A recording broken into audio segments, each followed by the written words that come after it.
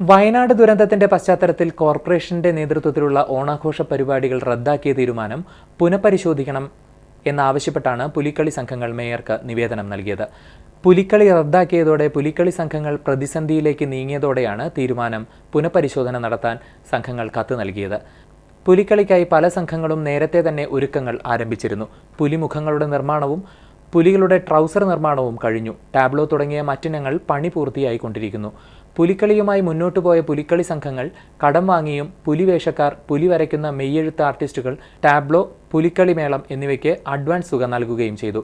ഇനി എന്തു ചെയ്യും എന്നറിയാതെ നെട്ടോട്ടത്തിലാണ് പുലിക്കളി സംഘങ്ങളെന്ന് ശക്തൻ പുലിക്കളി സംഘം കൺവീനർ ജയപ്രകാശ് പറയുന്നു.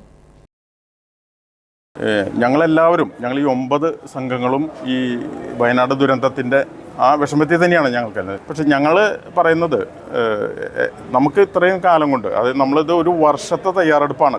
ഈ വർഷത്തെ പുലിക്കളി കഴിഞ്ഞ് അടുത്ത വർഷം വരെയുള്ള നമ്മുടെ തയ്യാറെടുപ്പിൻ്റെ ഭാഗമായിട്ടാണ് നമ്മൾ ഓരോ സംഘങ്ങളും പല വിധത്തിൽ. കാരണം നമ്മളൊരു ടാബ്ലോ എന്ന് പറഞ്ഞാൽ തന്നെ മിനിമം 2.5-3 ലക്ഷം രൂപ ചിലവാണ്. ഇതിൻ്റെ പ്രാരംഭ പ്രവർത്തനം എന്ന് പറഞ്ഞാൽ ഏതാണ്ട് ഒരു 1/4 ഭാഗം പണി കഴിഞ്ഞെടുക്കുക. ഇതിനി അടുത്ത വർഷം വരെ നമുക്ക് വെച്ചിട്ടിരിക്കാൻ പറ്റില്ല. കാരണം ഇതൊക്കെ കേടുവന്ന് പോകും. അതുപോലെ തന്നെ നമ്മൾ പുലികൾ സാധാരണക്കാരൊക്കെയാണ് നമ്മുടെ പുലിവേഷം കിട്ടി വരുന്നത്. അപ്പോൾ അവർക്ക് കൊടുത്ത അഡ്വാൻസ് തുകയൊന്നും നമുക്ക് തിരിച്ച് കിട്ടില്ല. കാരണം അതൊക്കെ അതാത് ദിവസം തന്നെ ചിലവായി പോയിക്കണം. അന്ന് ഇത് ചെയ്യുന്ന സമയത്ത് ഇതിനെക്കുറിച്ചൊരു ധാരണയില്ലാത്തതുകൊണ്ട് ഞങ്ങൾ വീണ്ടും അഡ്വാൻസുകളും കാര്യങ്ങളും കൊടുക്കുകയും പ്രവർത്തനമായിട്ട് മുന്നോട്ട് പോവുകയാണ് ഓരോ ടീമും ചെയ്തത്.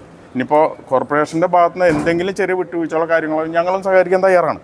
പക്ഷേ ഇത് പാടെ ഉപേക്ഷിക്കുമ്പോൾ ഞങ്ങൾക്കുണ്ടാകുന്ന നഷ്ടം അതൊരു ഭീമമായൊരു നഷ്ടമായിരിക്കും. ഞങ്ങൾ അതിനുള്ള പ്രാപ്തിയുള്ള ടീമുകളൊന്നുമല്ല. ഇത്തവണ 9 ടീമുകളാണ് രജിസ്റ്റർ ചെയ്തിരുന്നത്. കോർപ്പറേഷന്റെ ഭാഗത്തു നിന്നും അനുഭാവമായ ഒരു സമീപനം ഉണ്ടാകണമെന്നാണ് പുലിക്കളി സംഘങ്ങൾ നിവേദനത്തിൽ ആവശ്യപ്പെട്ടത്.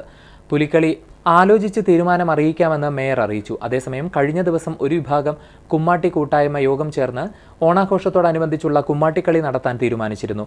36 കുമ്മാട്ടി കൂട്ടായ്മകളാണ് തൃശ്ശൂരിൽ ചേർന്ന യോഗത്തിൽ പങ്കെടുത്തത്.